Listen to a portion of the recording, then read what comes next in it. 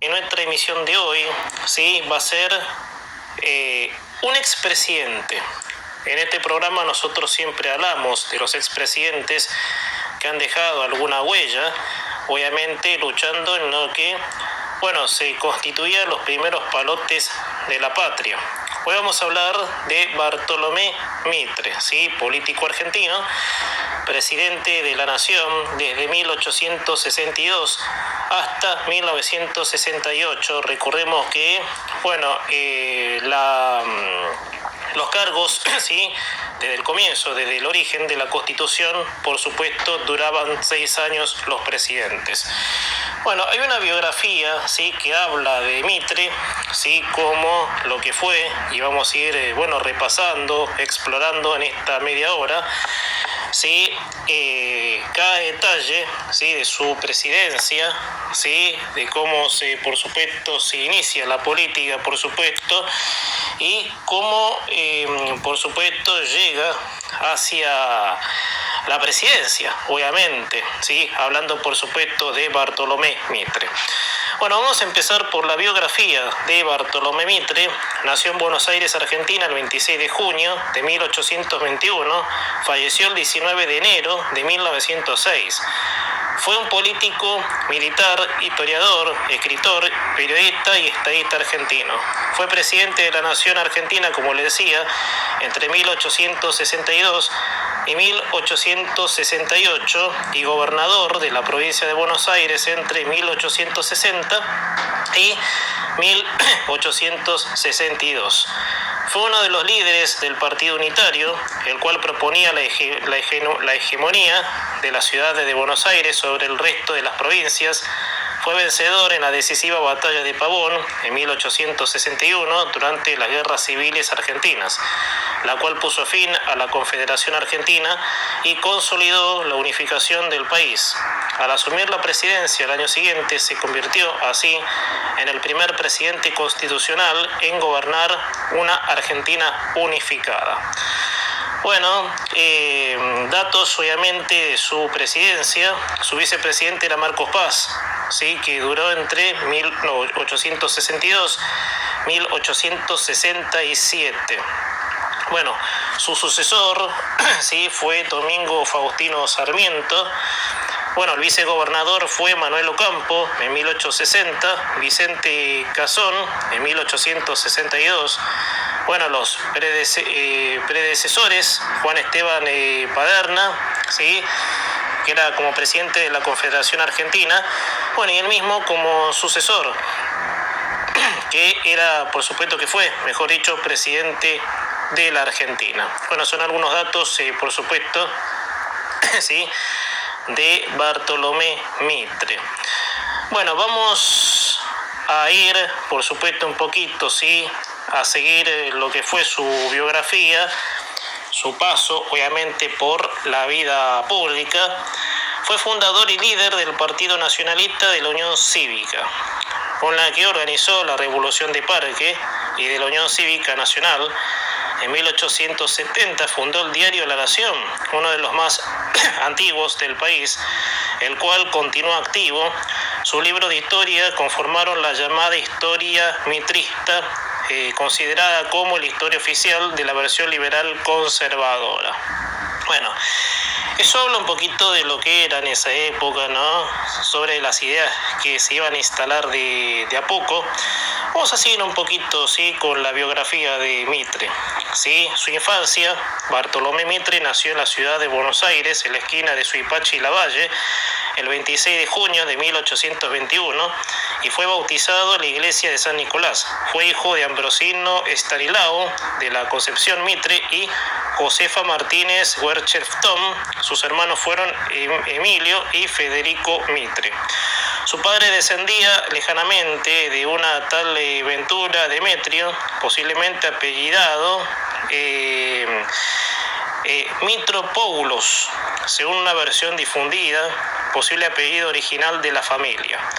Un español oriundo de la isla, la Venecia, en La Coruña, y no de Venecia, como por error figura en algunas biografías suyas, con una supuesta ascendencia griega incomprobable en todas las búsquedas genealógicas realizables, por lo cual puede deducirse que se trataba de un mito construido por el propio Bartolomé Mitre. Ventura Demetrio había llegado a Buenos Aires a fines del siglo XVIII. Con su familia se trasladaron cuando era aún un niño, ¿sí?, a Carmen de Patagones.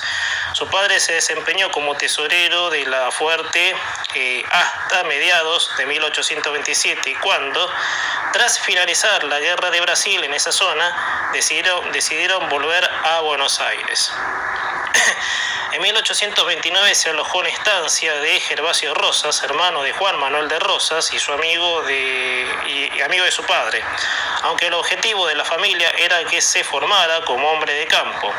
Mitre se interesó más por los libros y la literatura. Al poco tiempo Gervasio Rosas lo devolvió a su hogar con las siguientes palabras. Bueno, va un texto, por supuesto, de la época.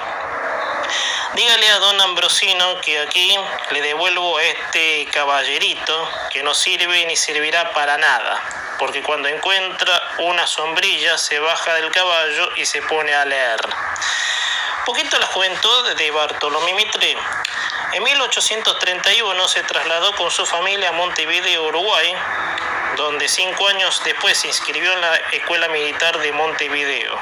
Allí estudió artillería, alcanzando el grado de alférez en 1839 y publicó sus primeros poemas y escritos periódicos en varios diarios, entre ellos El Iniciador de Andrés Lamas y Miguel Cané Padre, quienes se contaban entre los proscriptos por el régimen de Rosas.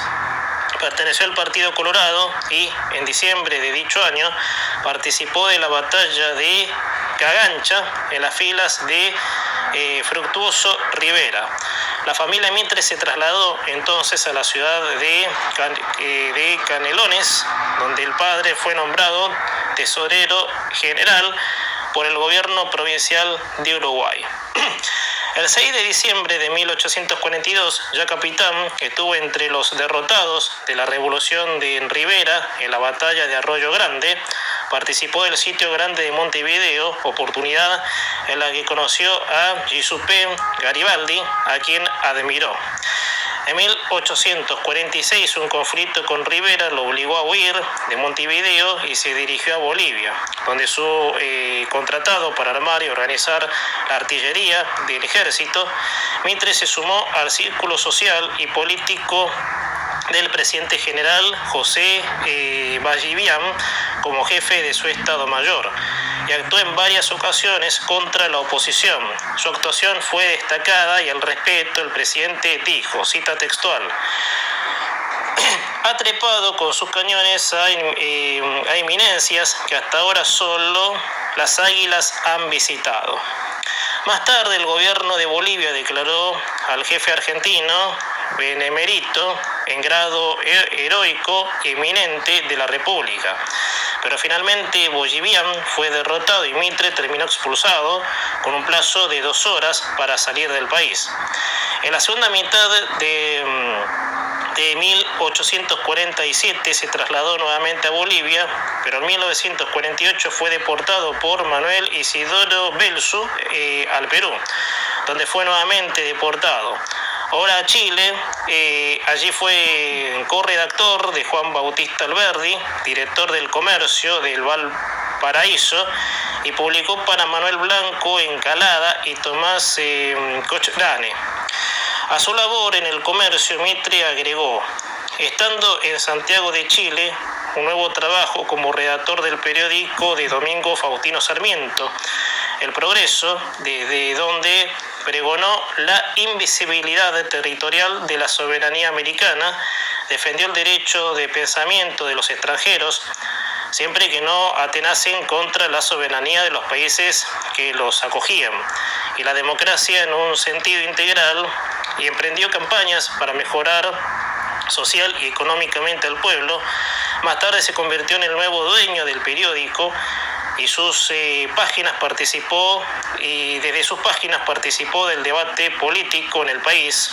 En 1851 apoyó la revuelta de los liberales contra el presidente chileno electo Manuel Montt, lo que le valió ser expulsado del país. Bueno, un poco el transitar, ¿sí? Su paso por la política, Bartolomé Mitre tratando de instalar las ideas, por supuesto, pero siempre con un estilo conservador.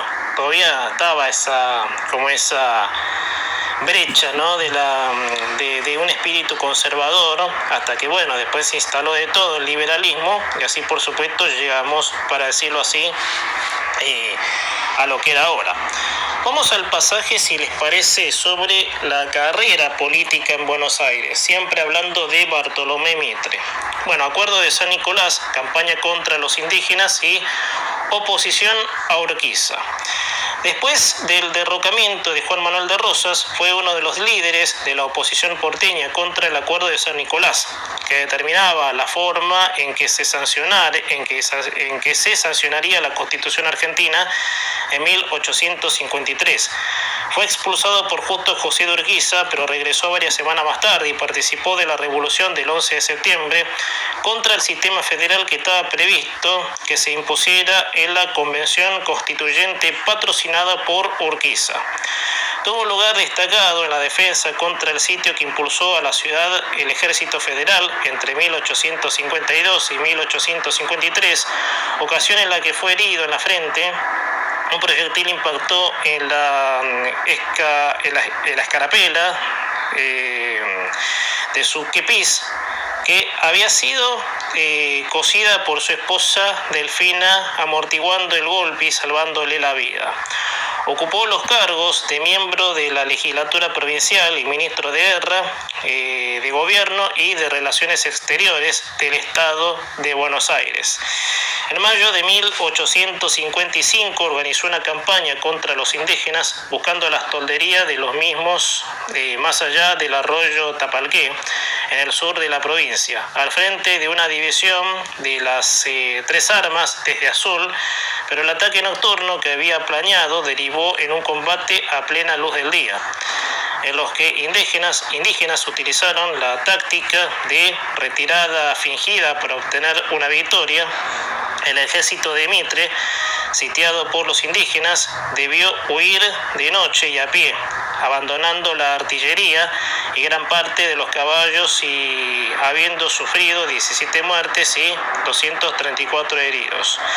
En enero de 1856, Mitre y sus hombres persiguieron a partidarios de Urquiza dentro del territorio santafesino, cerca de la actual Villa Constitución, en un acto que fue considerado como una invasión y que reactivó los conflictos de Estado de Buenos Aires con la Confederación.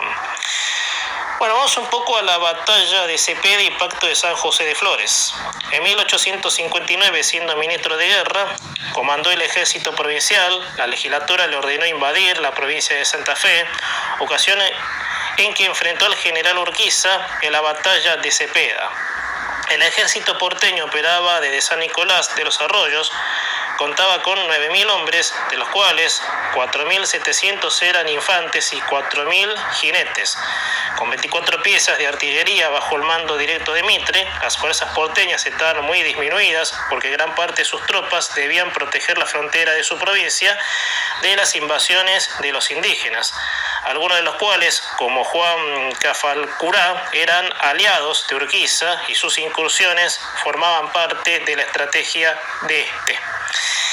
El ejército de la Confederación, dirigido por Urquiza, inició la campaña hacia Buenos Aires, desde Rosario. Estaba formado por 14.000 hombres, de los cuales 10.000 eran de caballería y 3.000 de infantería, con 35 cañones y obuses. Varias divisiones de indígenas ranqueles figuraban como auxiliares.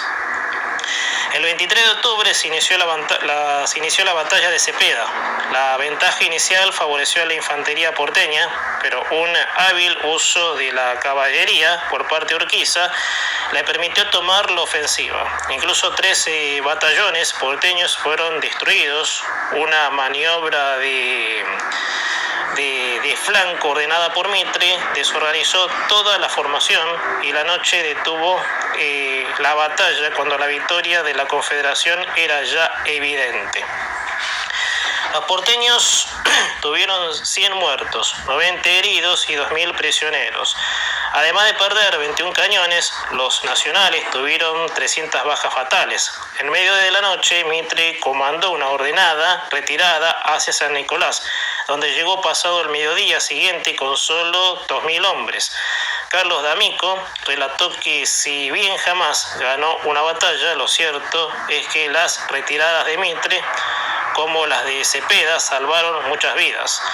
A continuación embarcó todo su ejército y tras un breve combate logró trasladarlo a Buenos Aires. Al llegar a la ciudad, arengó al pueblo con una notoria falsedad.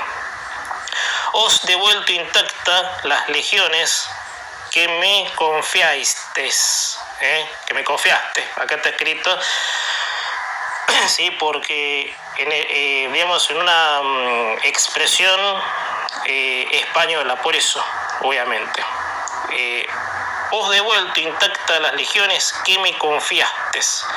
Mitre se puso al frente de la defensa, pero el avance de Urquiza sobre Buenos Aires resultó imparable, gracias a la mediación de Francisco Solano López, hijo del presidente del Paraguay. Se logró la renuncia del gobernador Valentín Alsina y la firma de pacto de San José de Flores, por el cual Buenos Aires se reincorporaba a la Confederación, reservándose el derecho de proponer reformas a la Constitución. La reforma constitucional de 1860 sancionó la forma en la que la provincia se reincorporaría a la nación. Vamos un poco hablando de Bartolomé Mitre, ¿sí? Cuando fue gobernador, por supuesto, de la provincia de Buenos Aires. Bueno, en 1860 Mitre fue elegido gobernador de la provincia de Buenos Aires, con el encargo de terminar el proceso de incorporación de la provincia en la nación argentina. Presionó sobre el presidente Santiago Derqui y obtuvo una modificación de las cláusulas del Pacto de San José de Flores. En junio de 1860, por el que Buenos Aires conservaba el manejo de la aduana por un tiempo determinado, pero se comprometía a entregar 1.500.000 pesos mensuales a la Confederación.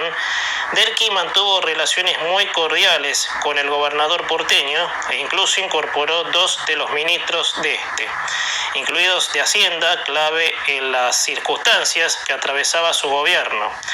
A su gabinete nacional también prometió a Mitre permitir a Buenos Aires la elección de sus diputados nacionales, de acuerdo a la ley porteña, y no de acuerdo a la Constitución y a la ley nacional. También otorgó a Mitre el grado de general de la nación. En 1861, el presidente Derqui ordenó su intervención federal en la provincia de San Juan debido al asesinato del gobernador. La intervención terminó con la derrota militar de los insurrectos y el fusilamiento del gobernador rebelde Antonio Aberastain. El gobierno y la prensa de Buenos Aires, que habían festejado la muerte del gobernador legal derrocado, exigieron a Derqui el castigo del interventor federal Juan Sá y la reposición de los liberales en el gobierno sanjuanino. Mitre calificó el episodio como el último estertor de la barbarie y la violencia. Las relaciones entre Buenos Aires y el gobierno nacional se cortaron abruptamente y los ministros porteños se retiraron del gobierno. El gobierno porteño dejó de pagar las contribuciones que estaba cumpliendo con mucho retraso a las que se había comprometido, con lo cual pensaba ahogar económicamente a la nación. No obstante, los diputados de la provincia de Buenos Aires, elegidos por circunscripciones uninominales, tal como disponía la ley porteña, se presentaron a incorporarse al Congreso, pero el 13 de abril los diputados porteños fueron rechazados por no haber sido elegidos según la ley nacional. Inmediatamente se retiraron también los senadores electos y Mitre anunció que no realizaría nuevas elecciones. Bueno, esto es por supuesto todo el proceso de Mitre, obviamente, y toda la lucha que significó su incursión, por supuesto. Vamos un poquito, si les parece, ya casi terminando, a la batalla de Pavón. Bueno, Derqui se instaló en Córdoba. Sí, Mitre en la época de la batalla de Pavón, claro. Derqui se instaló en Córdoba, donde organizó un ejército. Los dos bandos se prepararon para la guerra. Mitre se puso al frente del ejército porteño, quería la guerra a toda costa, ya que creía contar con fuerzas suficientes para triunfar. Había incorporado a las mismas un gran número de mercenarios reclutados en Europa por Hilario Ascasubi y a la mayor parte de las fracciones de indígenas ranqueles. Las fuerzas porteñas estaban mejor armadas y más disciplinadas que las nacionales y su inferioridad numérica no parecía excesiva. 15.400 porteños contra 17.000 nacionales. El 22 de agosto de 1861, las relaciones entre Buenos Aires y la Confederación se rompieron. El 17 de septiembre de 1861, Mitre se preparaba y esperaba en la estancia de la familia Rueda en la provincia de Santa Fe. El 17 de septiembre tuvo lugar la batalla de Pavón. La caballería nacional arrolló las dos alas de los porteños, mientras la infantería porteña desplazaba a la nacional, sin haber utilizado su reserva formada por las mejores fuerzas entrerrianas. Urquiza abandonó el campo de batalla y 2 días después cruzó el río Paraná, regresando a Entre Ríos. Mitre se retiró hacia San Nicolás, como lo hizo 2 años antes. Solo varios días después se convenció de su triunfo, no debido al resultado bélico, sino a la retirada de Urquiza. Mientras tanto, Derqui trataba de reunir sus tropas en Rosario. Cuando supo que no lo lograría, abandonó todo y huyó a Montevideo. Pedernera asumió el gobierno mientras las fuerzas porteñas ocupaban Rosario y enviaban desde allí varias divisiones hacia el interior. El general Venancio Flores destruyó el resto del ejército federal en la matanza de Cañada de Gómez y en los primeros días de diciembre entró en la ciudad de Santa Fe. Por su parte, otra división porteña al mando de Wenceslao Paunero avanzó hacia Córdoba, donde el coronel Marcos Paz se hizo nombrar gobernador. En Corrientes, la noticia de la victoria porteña de Pavón alentó a los liberales, que en noviembre se lanzaron a la revolución con apoyo económico y armamento de Buenos Aires. Una breve guerra civil terminó con la renuncia del desmoralizado gobernador autonomista. Su influencia política se proyectó indistintamente por todo el país, penetró y se consolidó en las provincias, y en ese esquema la influencia directa de la provincia de Corrientes fue fundamental y determinante a través de las agrupaciones liberales, a tal punto que estas incipientes agrupaciones políticas de entonces latían y palpitaban a la sombra influyente de Mitre. En Corrientes, los partidos de Mitre emergieron originalmente como oposición al gobierno de Juan Pujol y al urquicismo ya consolidado en las provincias del litoral. Las articulaciones ideológicas en la provincia se organizaron concretamente en 1861, ayudadas por el triunfo mitrista en Pavón. Puntualmente en los últimos meses de 1861, la oposición liberal correntina acudió a Mitre para destituir al gobernador José María Rolón. Este derrocamiento tuvo algunas motivaciones locales y otras emergidas desde Buenos Aires, luego de los sucesos que sustituyeron a las autoridades constitucionalmente electas. El propio Bartolomé Mitre avaló la revolución liberal correntina, expresando que manifiesto nombre mío, felicitándole a nombre del pueblo de Buenos Aires por la gloriosa revolución que ha devuelto sus derechos al benemérito pueblo de Corrientes. El rol de Mitre como opositor de algunos gobiernos provinciales se manifestó notablemente durante su presidencia. Bueno, algo ya para terminar en esta historia, obviamente de Mitre. Los porteños más exaltados incitaron a Mitre a desconocer la Constitución Nacional y dictar otra, que estableciera un régimen unitario, pero el gobernador porteño tenía un plan más realista, que llevó adelante exitosamente. Declaró en plena vigencia la Constitución de 1853, mientras enviaba al interior varias divisiones a deponer a los federales más exaltados, cuyas legislaturas reasumirían la autoridad delegada en el gobierno nacional y a continuación delegarían esta misma autoridad en el gobierno porteño. Entre los primeros en desconocer el gobierno federal estuvo el propio Urquiza, que también declaró que reincorporaba a la ciudad de Panamá a su provincia. El 12 de diciembre, cuando hacía ya varios días que la mayor parte de los legisladores habían abandonado Paraná, Pedernera declaró en receso el gobierno nacional. Bueno, un repaso por lo que fue Bartolomé Mitre, su presidencia, su paso por la política, ¿sí? Otro de los líderes, por supuesto, que marcan, ¿no?, el comienzo de lo que fue la historia argentina. Les deseo a todos un muy buen fin de semana. El próximo viernes seguimos con más Hora de Hablar. Chau.